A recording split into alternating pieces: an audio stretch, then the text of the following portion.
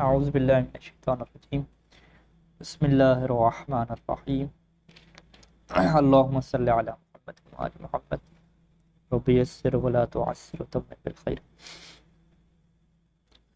شعر میں عبارت یہاں پہ ہے کہ وَلِتَثْنِيَةِ الْمُذَكَّرِ ذَانِ بِالْأَلِفِ رَفْعًا كَقَوْلِهِ تَعَالَى فَذَانِكَ بُرْهَانَانِ۔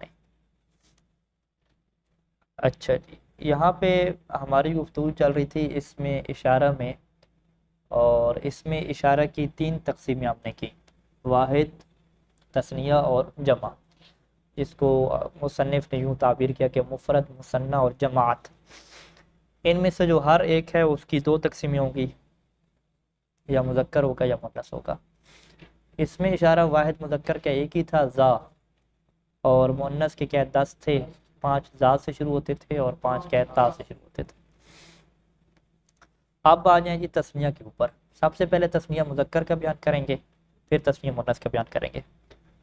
تثنیہ مذکر کا جو ہے وہ ایک ہی ہے، وہ کیا ہے، زانے ہے، ٹھیک ہے جی، ہازانے، یعنی ہائے تنبیہ لگاتے ہیں تو ہازانے ہو جاتے ہیں۔ یہ زانے جو ہے وہ حالت رفع میں الف کے ساتھ ہوگا زانے، اور نسبی اور جری میں کیا یا کے ساتھ ہو جائے گا، زینے ہو جائے گا۔ یہ اسی طرح مسلمانے اور مسلمین، رجلان اور رجلین، جو مثنی کا کیا ہے ہم نے اعراب فری پڑھا تھا، یعنی علامت فری جو تھی اعراب کی۔ اچھا جی، زانے رفع ہوگا الف کے ساتھ، اس کی مثال قرآن مجید کی یہ آیت ہے کہ فَذَانِکَ بُرْہَانَانِ، ٹھیک ہے جی۔ زانے کا میں کاف جو ہے وہ آگے بیان کریں گے انشاءاللہ، جو بعید کو، اشارہ بعید کے لیے کیا ہے کاف ہم لگاتے ہیں، یہ وہ والی کاف ہے۔ تو زانے کا برہانان کہ یہ دو جو ہیں وہ برہان ہیں، ٹھیک ہے جی۔ زانے کا حالت رفع میں ہے، مبتدا واقع ہو رہا ہے۔ وَزَيْنِ بِالْيَاءِ، اور زانے میں آپ الف کو یا میں کنورٹ کریں گے، زینے ہو جائے گا، تو یہ کیا ہو جائے گا، جرن و نصبن، یہ جر اور نصب کی کیا حالت میں ہوگا، کقول تعالیٰ، جیسے کہ اللہ تعالیٰ کا یہ قول ہے۔ کیا لکھا ہوا ہے آپ کے پاس قول؟ ہاں نہیں، وہ نسبی اور جری کا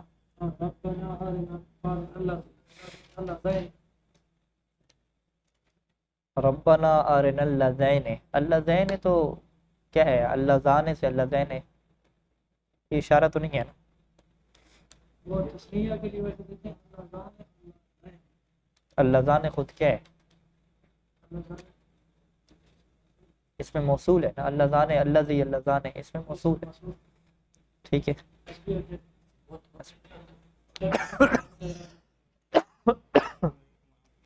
صبر، علیکم السلام۔ یہ پڑھا رہے کیونکہ یہ ٹھنڈا میں نہیں پی رہا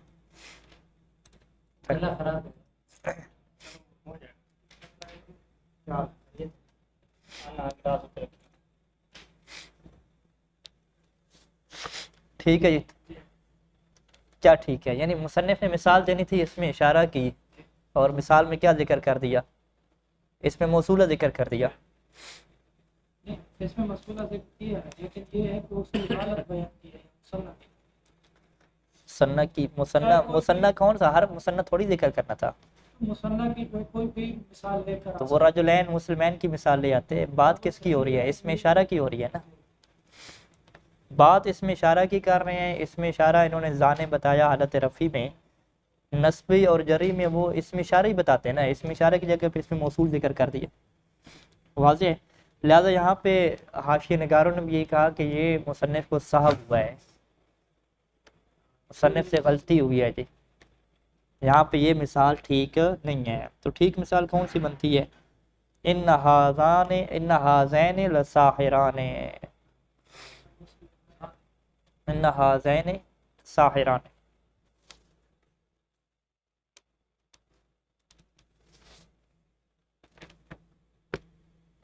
یہ کدھر کے مارکر،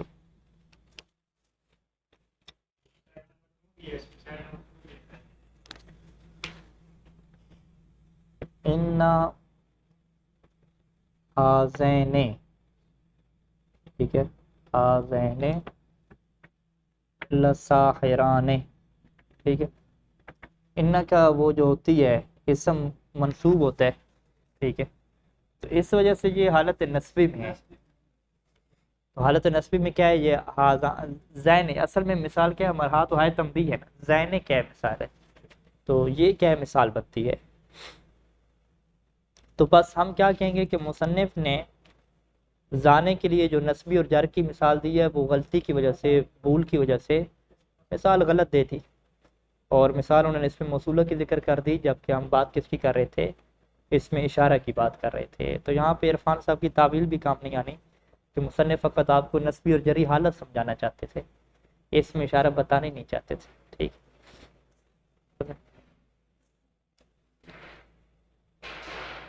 ختم ہوگی بات۔ تثنیہ مذکر کا اس میں اشارہ زانے ہے حالت رفی میں، اور زینے ہے نسبی اور جری حالت۔ وَلِتَثْنِيَةِ الْمُؤَنَّثِ، مؤنث کے تثنیہ کے لیے بھی ایک ہے، تانے ہیں، یہ زانے تھا وہ تانے ہیں۔ یہ ہاں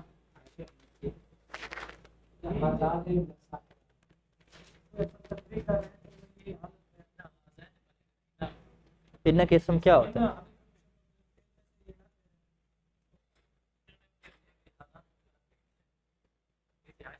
حاشی وغیرہ دیکھیں، یہ قرآن کی آیت دیکھیں ہوگا، یہ سرچ کریں کیا ہے، سورۃ طٰہٰ کی 63 نمبر آیت ہے، لساحران سرچ کرنے۔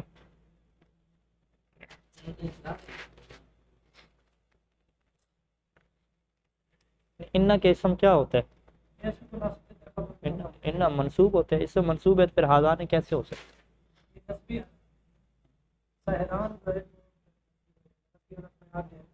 ہاں رفیع الاقصر، ہاں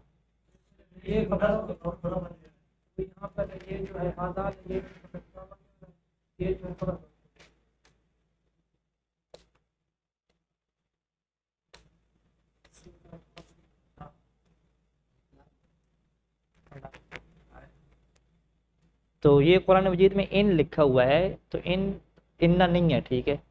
تو یہ انہوں نے حاشی میں لکھا کہ اس کی ایک قرات کیا ہے کہ یہاں پہ انا پڑھا گیا ہے، تو جس قرات میں انا پڑھا گیا ہے تو انا کی قرات کے مطابق انا حاضین ہو جائے گا، کیونکہ انا کے اسم کیا ہوتا ہے، منصوب ہوتا ہے۔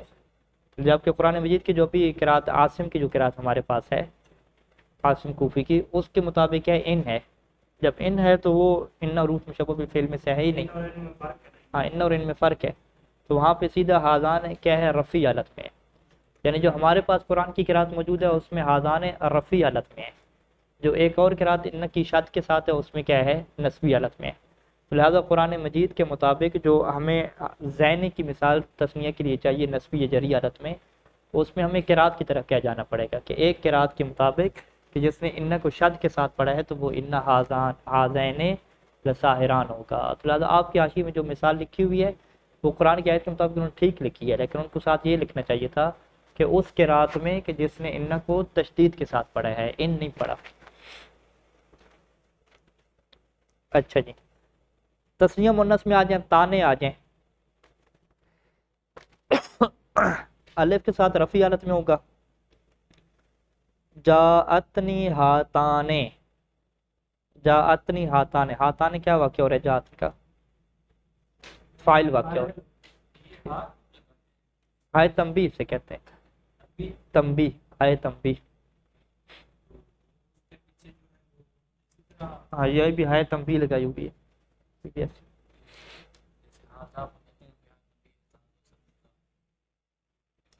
ابھی جو نجفی عربی ہے جلفی، انہوں نے تو فقط ہائے تنبیہ پہ کام چلایا ہوا ہے، یعنی زا کو چھوڑ دیا ہے، ٹھیک، ہائے بیش کہہ دیتے ہیں، ہائے بیش، ہاضا بیش نہیں کہتے، ہائے بیش کہہ دیتے ہیں، تو ہائے بیش کیا فقط ہا پہ جائے، ہاضا بیش، یعنی زا کو چھوڑ دیا، فقط ہائے تنبیہ پہ۔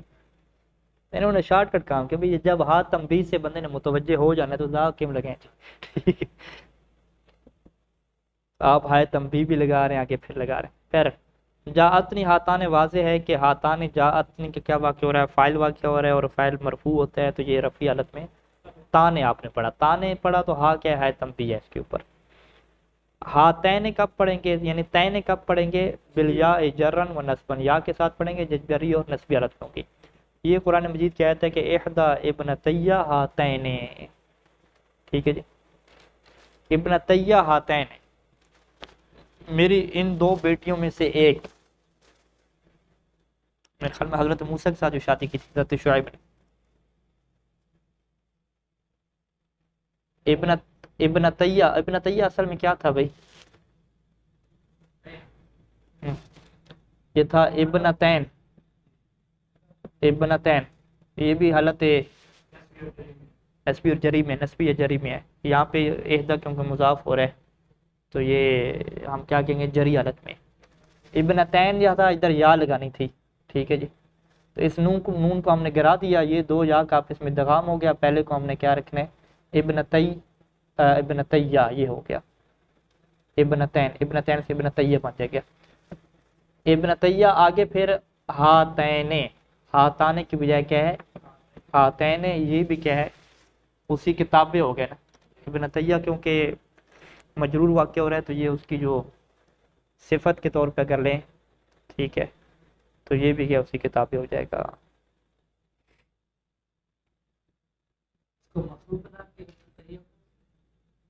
نہیں،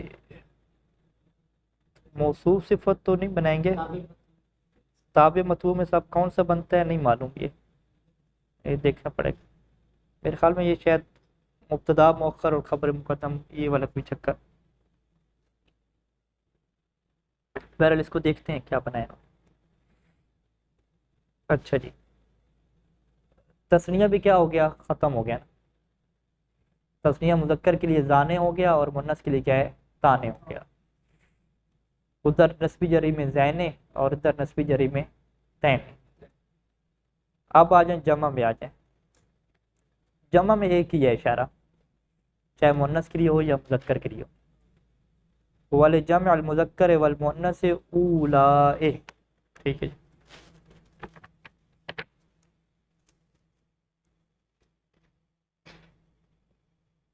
اچھا، یہ جو اولائے ہے اس الف کو کیا کہتے ہیں؟ الف ممدودہ کہتے ہیں، لمبا کیا ہے نا اسے اولائے۔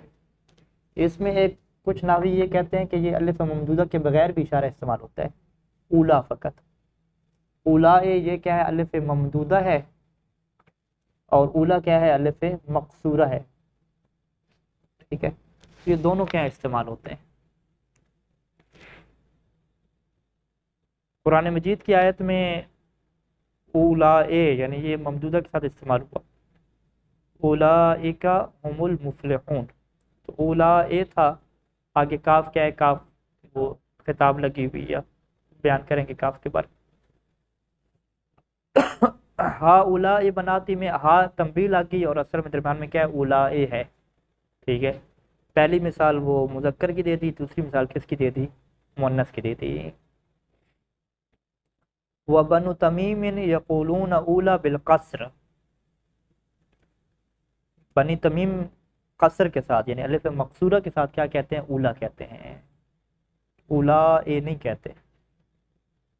وَقَدْ أَشَرْتُ إِلَى هَذِهِ اللُّغَةِ بِمَا ذَكَرْتُهُ بَعْدُ مِنْ أَنَّ اللَّامَ لَا تَلْحَقُ فِي لُغَةِ مَنْ مَدَّهُ، اور میں نے إِلَى هَذِهِ اللُّغَةِ، میں نے اس لغت کی طرف جو بنی تمیم کی لغت ہے اس کی طرف اشارہ کیا تھا، بِمَا ذَكَرْتُهُ بَعْدُ، کہ جو میں نے بعد میں ذکر کیا۔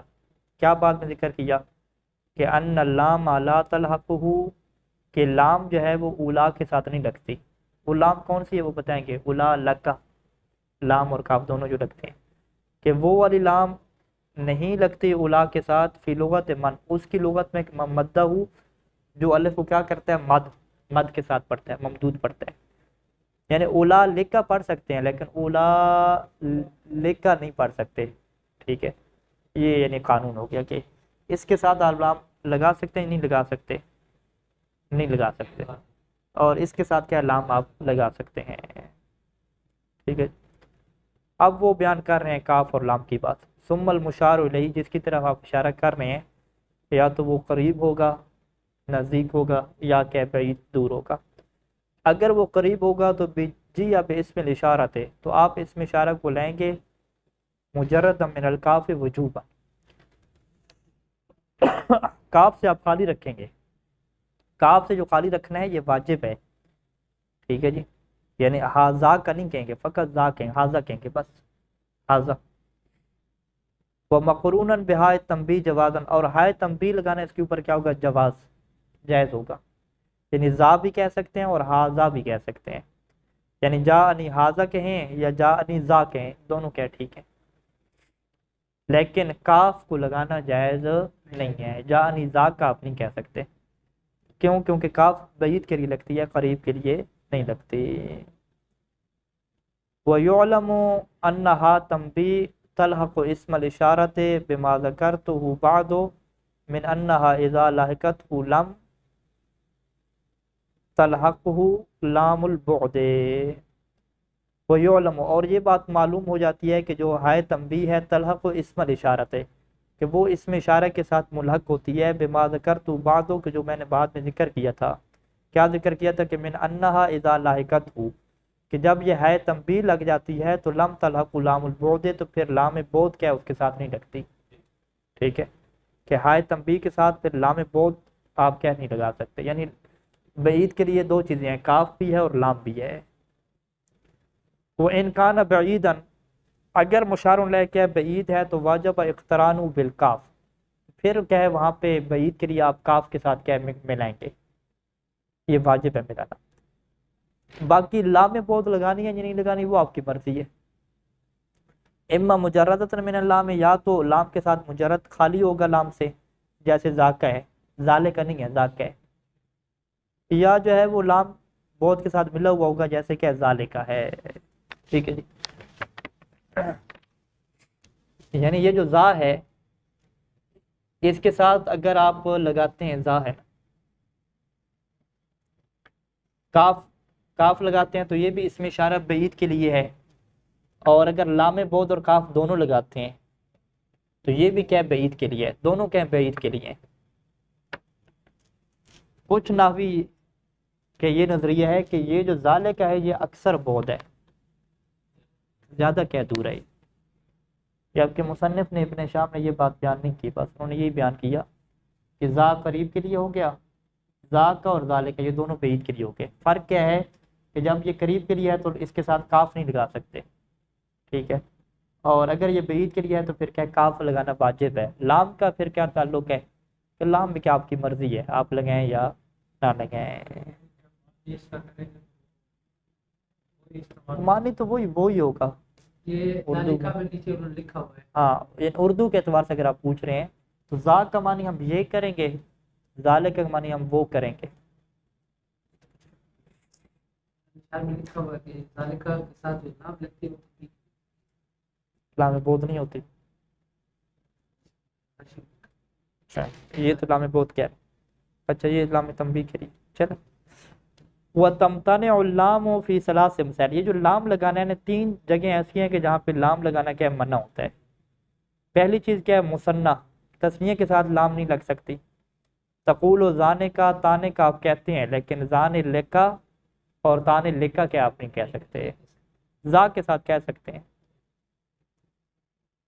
مثنیٰ یعنی مثنیٰ میں کیا ہے، مذکر کے ساتھ بھی نہیں کہہ سکتے، مؤنث کے ساتھ بھی نہیں کہہ سکتے، وہ جو ذا تھا واحد جو مفرد تھا اس کے ساتھ کہہ سکتے تھے، ذالک کا جائز ہے لیکن زانے لکا جائز نہیں ہے۔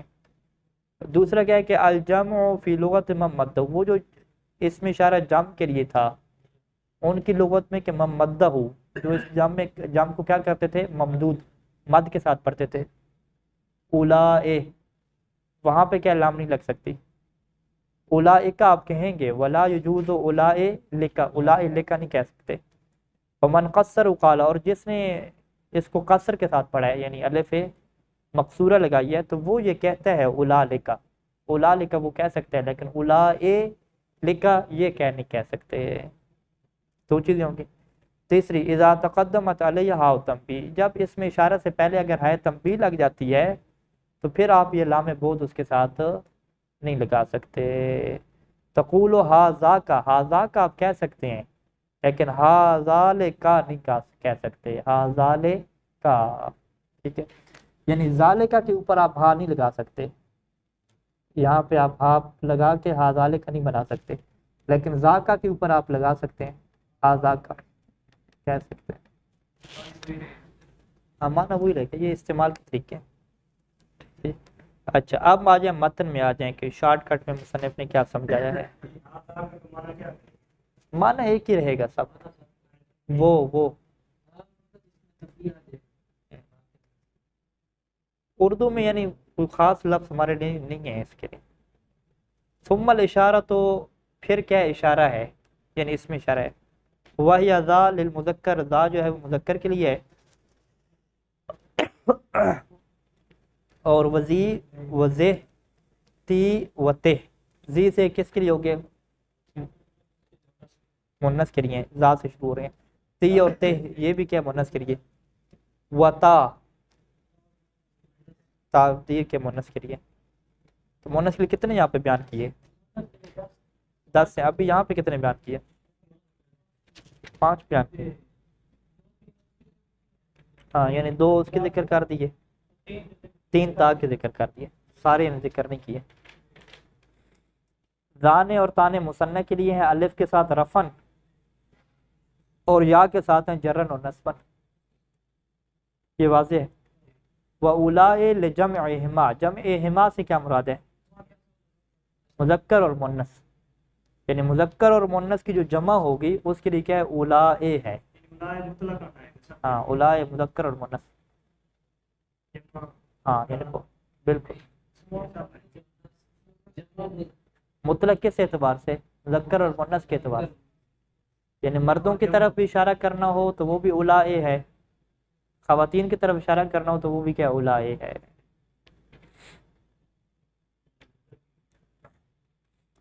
والبعید بالکاف، اور جو بعید کے لیے اشارہ ہوگا وہ کاف سے ہوگا، یعنی کاف وہاں پہ لگائیں گے، مجردتاً من اللام مطلقاً، اور جب آپ کاف لگائیں گے تو اس کو آپ لام سے کیا مطلقاً خالی رکھیں گے، یعنی لام اس کے اوپر نہیں لگا سکتے۔ او مقرونتاً بہا، یا یہ جو ہے وہ لام کے ساتھ ملا ہوا ہوگا، الا فی المثنى مطلقاً، مگر مثنى میں جو ہے وہ مطلقاً لام نہیں لگا سکتے۔ اب مطلقاً سے کیا مراد ہوگا مثنى میں، یعنی چاہے مثنى مذکر کے لیے ہو یا مؤنث کے لیے ہو، مثنى میں کیا لام نہیں لگتی۔ اسی طریقے سے وفی الجمع فی لغت من مدہ، جمع اس کی لغت میں کہ جس نے مد کے ساتھ پڑھا ہے، اولائے، وہاں پر بھی کیا لام نہیں لگتی۔ وفی ما، اور اس میں بھی لام نہیں لگتی کہ تقدمت ہا و تنبیہ، کہ جس سے پہلے کیا ہے تنبیہ گزر چکی ہو، ٹھیک ہے۔ تو یعنی یا یہ کاف کے ساتھ ہوگا، لام سے مطلقاً خالی ہوگا، او یا لام کے ساتھ ملا ہوا ہوگا، لیکن لام کے ساتھ ملا ہوا کہاں پہ نہیں ہو سکتا، 3 جگہوں پہ نہیں ہو سکتا، ایک مثنیٰ میں نہیں ہو سکتا، دوسرا جمع میں نہیں ہو سکتا اگر جمع کیا مد کے ساتھ ہے، اور تیسرا کیا ہے اگر ہائے تنبیہ لگ چکی ہے تو پھر بھی لام نہیں آ سکتی۔ اللہم صلی اللہ علیہ وسلم۔